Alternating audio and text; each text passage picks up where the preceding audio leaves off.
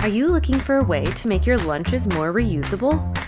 Wax food wraps are an awesome alternative to disposable food coverings, and they're super easy to make, and I'm going to show you how. To get started, choose a cotton fabric for your wrap. Canvas works really well, and I used flannel for this one.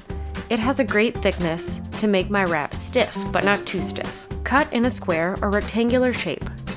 A good size to use for sandwiches is 10 inches by 10 inches. For this video, I'm using beeswax pellets. You can order them online for around $10.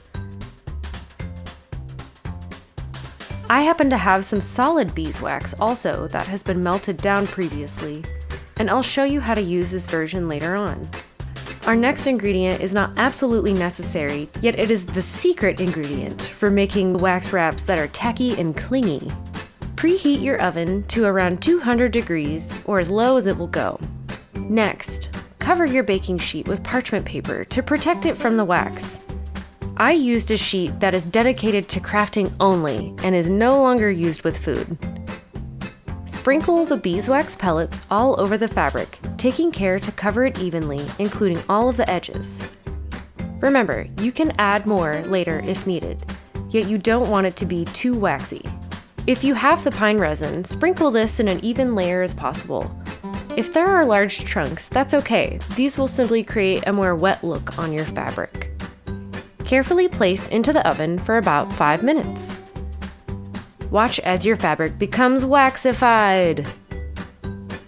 Take out of the oven and let it cool. You can let them dry flat or hang them up to dry with some clothespins. You'll also be able to tell pretty quickly if they are the level of waxy you're looking for. If not, simply repeat these steps. For the liquid method, I melt my wax in a glass jar by placing it in 2 inches of simmering water on low heat and painted it on with a paintbrush. Keep in mind, you'll want to use a paintbrush that you don't mind getting waxy. The key here is small dabs with the brush around your fabric, being careful not to saturate it. There is such a thing as too much wax. Again, sprinkle the resin if you are using it, and place in the oven for about 5 minutes. I found this method needed another layer on the opposite side of the fabric, so I flipped and repeated this step. There you go! To add a closure, find a button and some string. With the needle and string, sew the button to one corner, wrap a few times around the base of the button, and secure. Leave a long tail so you can test the length you want and trim as needed. Tie a knot at the end of the string to secure this. You can now use your wrap for sandwiches, fruit, leftovers, vegetables, fresh baked goods, or anything that you have that you need to store. Keep in mind, it's not recommended to store meat. After each use, you wash with warm soapy water and be ready to use this many, many times. Enjoy!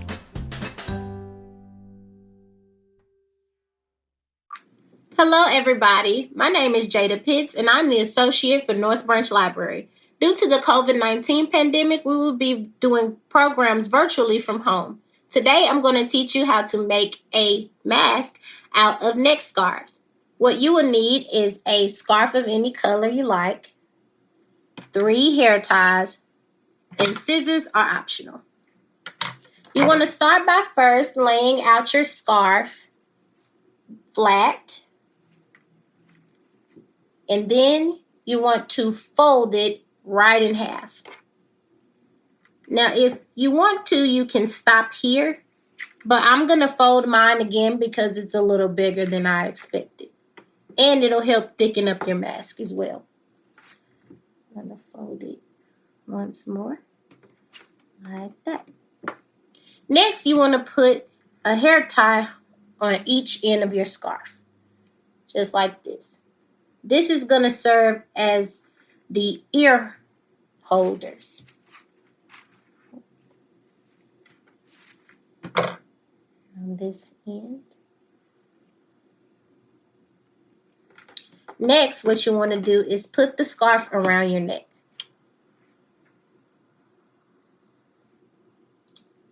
And I want to even mine up and keep my neckties up here. Next, you need to take your third hair tie and tie the ends together.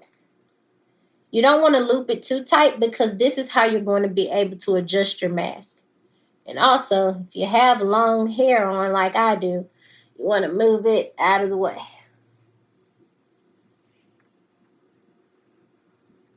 Okay, so now what you're going to do is turn your mask around and fit it on your face. You will be using the hair ties to connect them to your ears like this. It might be a little tricky to find it, but it's there. Here we go. I'm going to put this on my ear.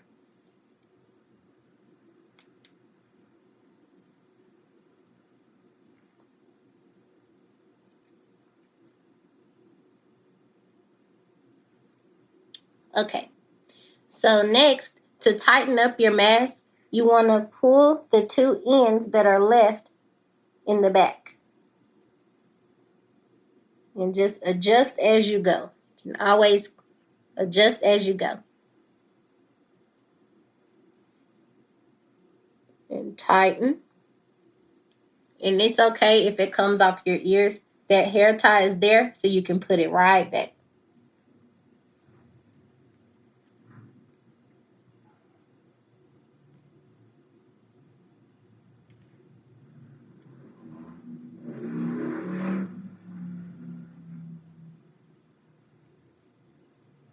Okay, so if you want to, you could stop here, or you can take and tie this in a knot.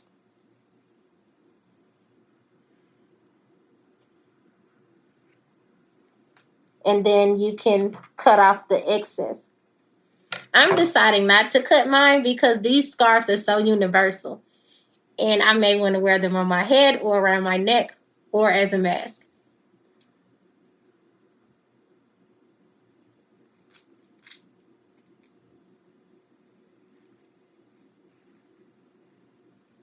Thank you all so much for watching, and I hope you enjoy your day and be safe.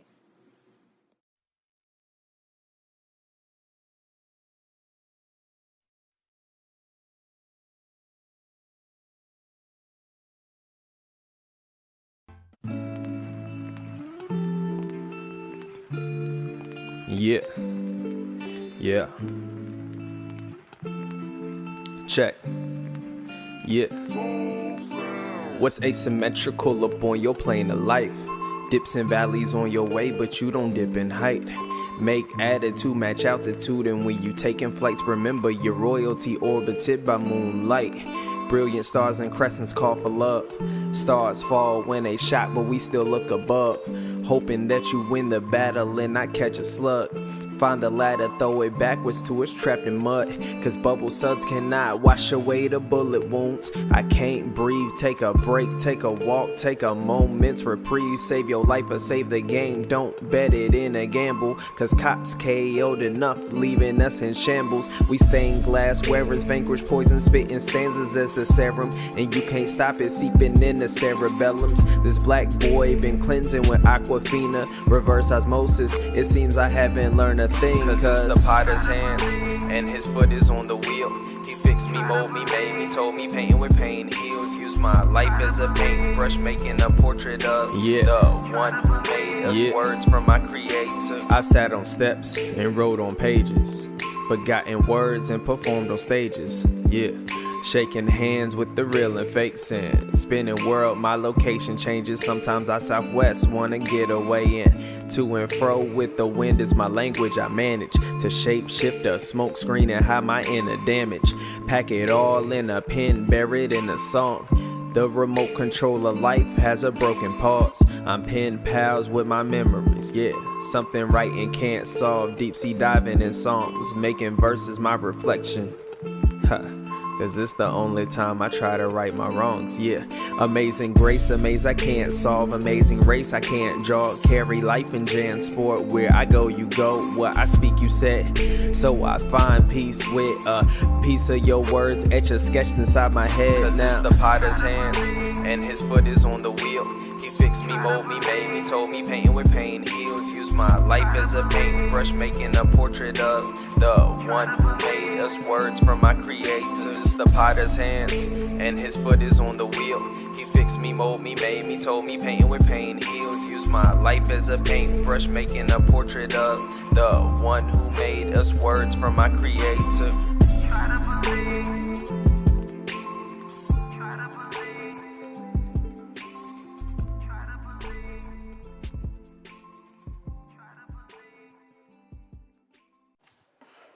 Oh, hey, welcome back.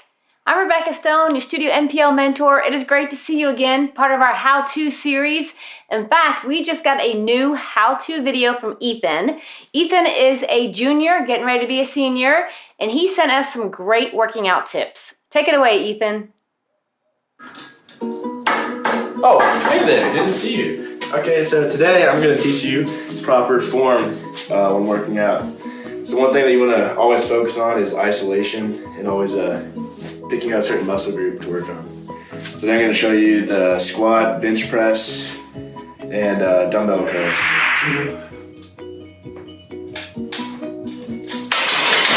Alright, ladies and gentlemen, so the first exercise that we are doing is dumbbell bicep curl.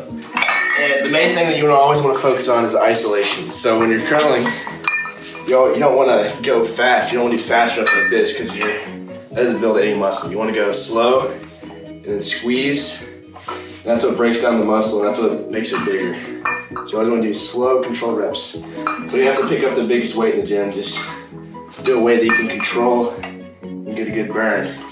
And then move up as it feels lighter. I'm doing a flat bench press right now, and a few things that you want to focus on is having your hands equally spaced apart.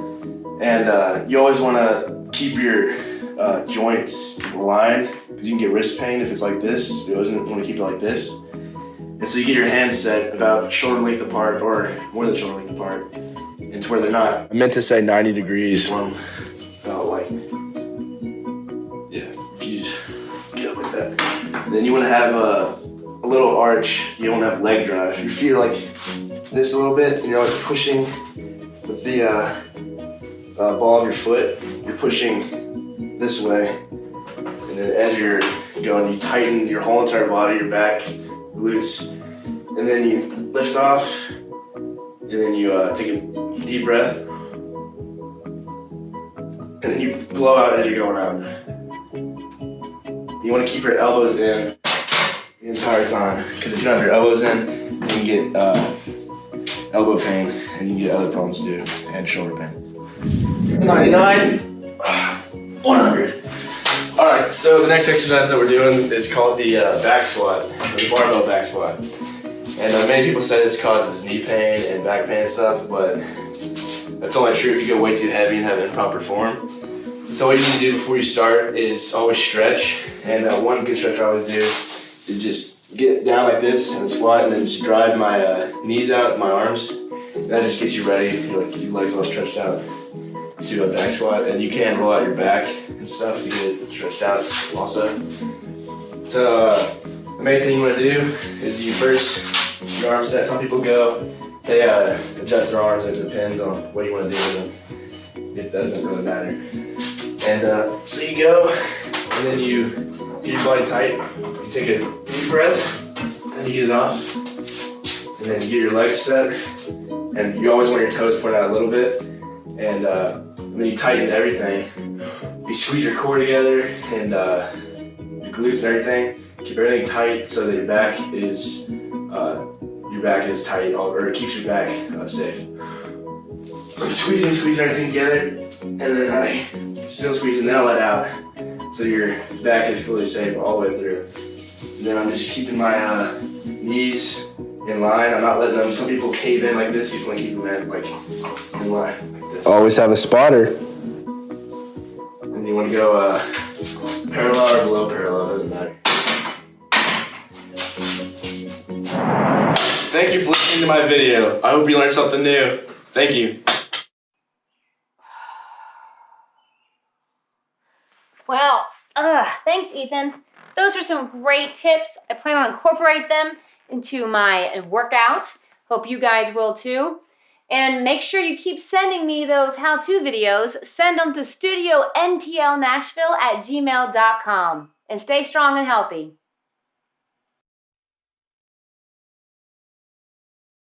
Hey guys, it's your Studio NPL music mentor, Rhett. I'm going to show you 2 more quarantine card games, but there will be more music stuff coming. These are just 2 quick, easy card games that are kind of pertinent right now with the quarantine. The first one's called Golf. You may have heard of it and you may have played it. It's really simple and really quick. I'll show you how it goes. So each player with 1 deck, it could be played with 4 players, but normally it's just played with 2. It's normally a 9-round game, like 9 rounds of golf or 9 holes of golf. Every player gets 6 cards face down, and then you turn any 2 up that you want. Any 2. So there's some things that you need to know. It's an adding game where you add your points together, and like golf, you want a low score. So aces are 1. Most everything else counts as itself, such as 6, 7s, and 5s counts as 6, 7s, and 5. So one thing you need to know is if you have the same card in one column, like if there was another 4 here to be in the same column as this 4, or another 7 to be in the same column as the 7, they cancel out. Okay, another thing you need to know is kings are 0, 2s are -2, and everything else counts as itself. Jacks and queens are 10s.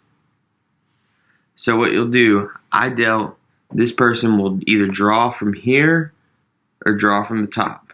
They drew a jack. It's a 10 counter. It's a high counting card. You probably don't want it. Sometimes you might take the high card because you know someone else isn't going to really want that card, so you might have a higher chance of getting it discarded to you. So say I picked up the jack and I wanted to replace it with a face down card. Once you decide to replace your face down card, it's done. You can't give it back. So you turn it over, you put it out here. It's a 5. I don't want the 5. I'm going to draw. I drew a 10. They're going to draw. They drew a jack. Look at this. Now, instead of having 20 points, they have 0 because they're in the same column. They cancel out. This works for any card. So if it's a -2, you don't want to put your 2s in the same column because you'll go from having a -2 and -2 to 0. And then you just go until one player has all of their cards face up.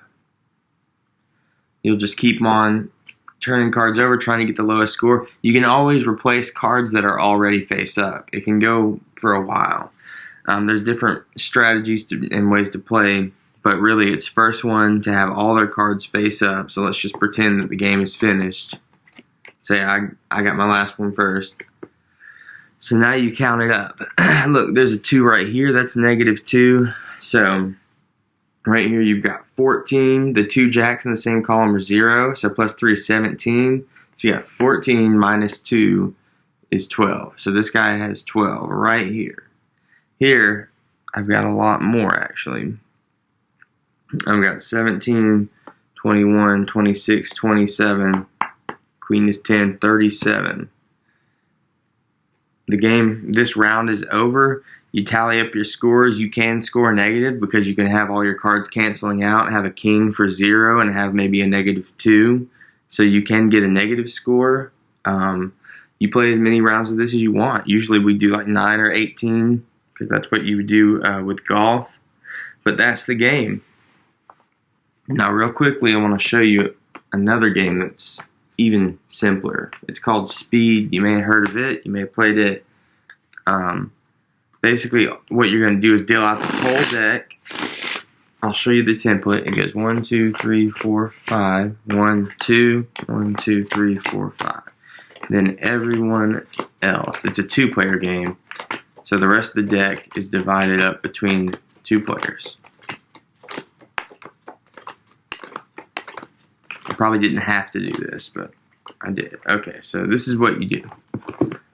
You're going to take, as a player, you're going to take your deck, make it neat, and then take 5 cards off the top. So the first thing you need to know is keep 5 cards in your hand at all times, and you're just trying to get rid of your cards. First one to get rid of all their cards wins. These are your reserves when neither player can put a card on top of these. And what you do is either put the same card, you put one up or one down. Let me demonstrate. And it's a race. So as soon as you two decide to flip the cards over, you go. So here I've got a 3. I can put it on top of this 2. I've got a king. I can put it on the queen. Now I've got 3 cards in my hand. I can keep drawing. I've got 3s. I'll put them on the 3. You could play no doubles, where you just can't put a identical card on top of another, but that just makes it draw out longer and kind of less fun. I got a queen. You see how this works? Now say that neither player can place a card on these. They don't have one up, one down, or the same of any of these cards. You both, I'll grab this card. They'll grab that card. You both flip them over. And you keep going. I got a 4. I'm not going to finish this. That's the game. There's really not many rules. It's just play a card above, a card below, or the same card. And keep 5 cards maximum in your hand from this deck. When you both run out of moves, you draw from here. It's a reset. First one out wins. I hope you guys enjoy playing these card games. I do. They're good for your brain. So stay safe out there. Stay healthy. Have a good day. Brittany, teen librarian from the Madison branch, shares a chapter from Preston Norton's book, Neanderthal Opens the Door to the Universe. If you like this book, it's available electronically through the Nashville Public Library website. Neanderthal Opens the Door to the Universe by Preston Norton. Chapter 1. There are 3 rules to high school irrevocably inscribed within the interstellar fabric of the universe. Rule number 1. It's all bullshit. Now, before you go thinking I'm some angsty little teenage shit, you should know that I'm not little. In fact, I'm a behemoth. 16 years old and somehow miraculously shattering the 250-pound barrier. Holy crap, you say. Get the hell out of town, you say. You think that's nuts? Let me rephrase that for you. I'm 1,250 pounds. Sometimes not sucking at math is a curse all its own. It's not that I was completely fat. I was just big in general. 6'6" to be exact. I was like the semi-evolved humanoid porpoise standing as a solemn warning of Darwinism gone wrong. I was like the immaculately conceived fourth child of Jabba the Hutt and Chewbacca. Someone like me didn't need to look for the bullshit. It found me like a lard-seeking homing missile. Here were just a few shining examples. Hey, Cliff, said Kyle Dunstan on September 17th of last year, after I dropped my pencil in Mr. Gunther's Algebra 2 class. Did you know that when you bend over, your butt crack is big enough to put the Grand Canyon out of business? Easy, Neanderthal, said Lacey Hildebrandt on December 2nd, while I was making my way to the lunch line. I'm pretty sure the cafeteria is all out of Twinkies and small children. Excuse me, Mr. Hubbard, said the aforementioned Mr. Gunther last month after school, March 23rd, while he was looking over my makeup assignment on polynomials. Could you try not to sound like a jetliner when you breathe? I can't hear myself think. That was me, Clifford Hubbard, the Grand Canyon-assed, Twinkie and small children-eating, jetliner breather, known more commonly by the Happy Valley High School population as Neanderthal. This was all very pertinent to the second rule of high school. People suck. And not just the students, as Mr. Gunther so abundantly demonstrated. Everyone. Such as Vice Principal Swagley, who always eyed me like I was an escaped convict masquerading as a minor. Surely I just hid my orange jumpsuit in the woods, close to where I buried all the bodies. My guidance counselor, Mr. Gubler, who suggested the possibility of a career in sanitary engineering. Now, stereotypes aside, sanitary engineer equals garbage man. Sanitary engineering was actually a respectable engineering field, a career with a decent salary and a crucial emphasis on environmental safety not to be scoffed at. Unfortunately, my dad was an actual garbage man, before his injury anyway, and Mr. Gubler knew it, which therefore made him the Grand Vizier of douchebags. The lunch lady, Miss Prudy, who glared at me like she was wondering what I was doing in her lunch line, and not the other one at the local Satanist compound, that served Twinkies and small children.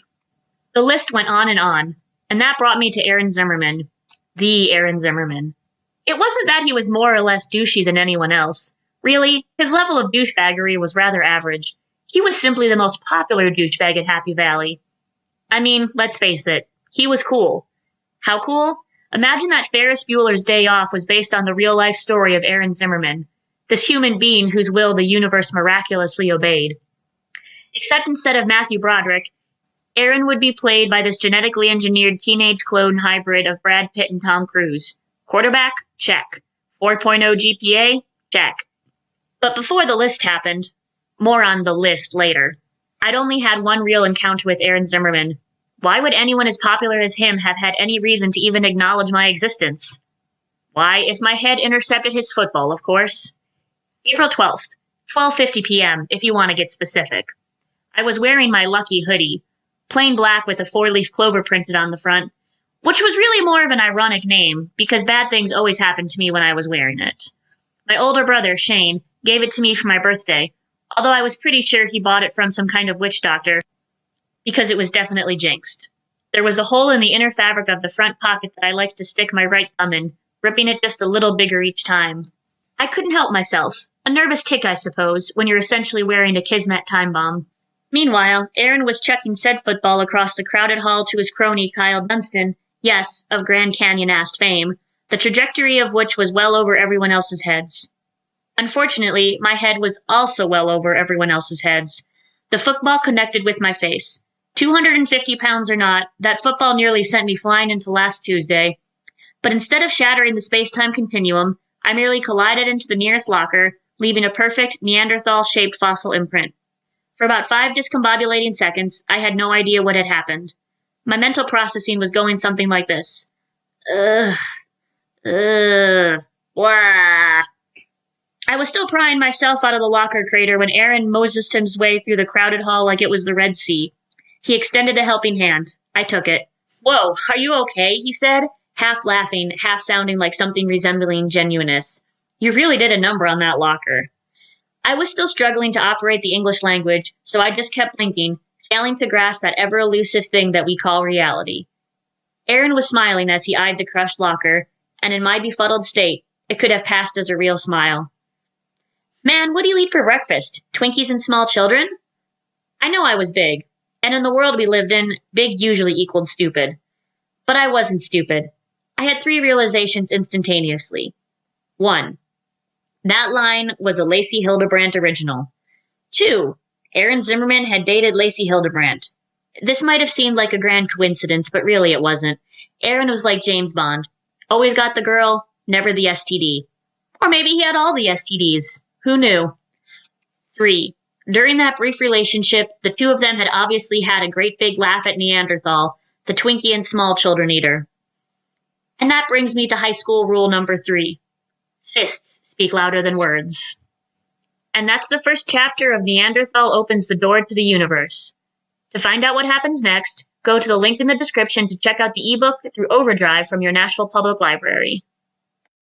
Oh, hey, welcome back. I'm Rebecca Stone. I'm your Studio NPL photography and video production mentor, and you arrived just in time for this week's film challenge.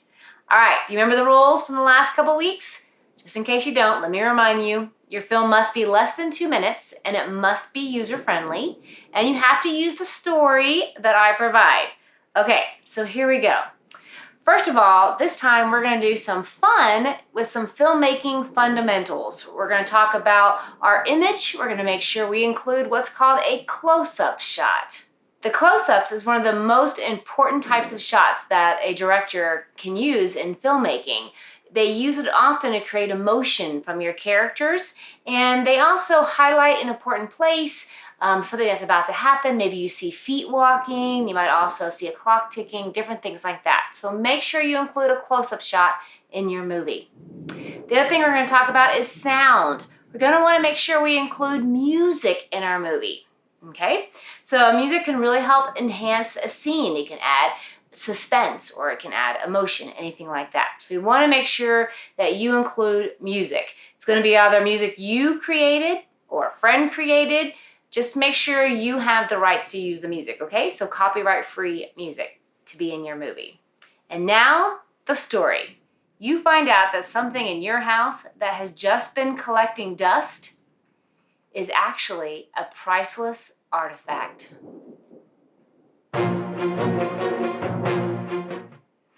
All right, so here's a few tips now.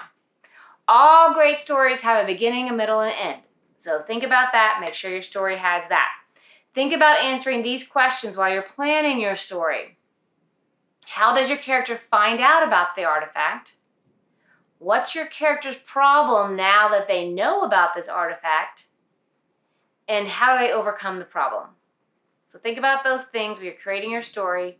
When you finish your movie, send it to Studio NPL Nashville at gmail.com. That's Studio NPL Nashville at gmail.com. Make sure I have it by 5 p.m. on Monday. All right, good luck.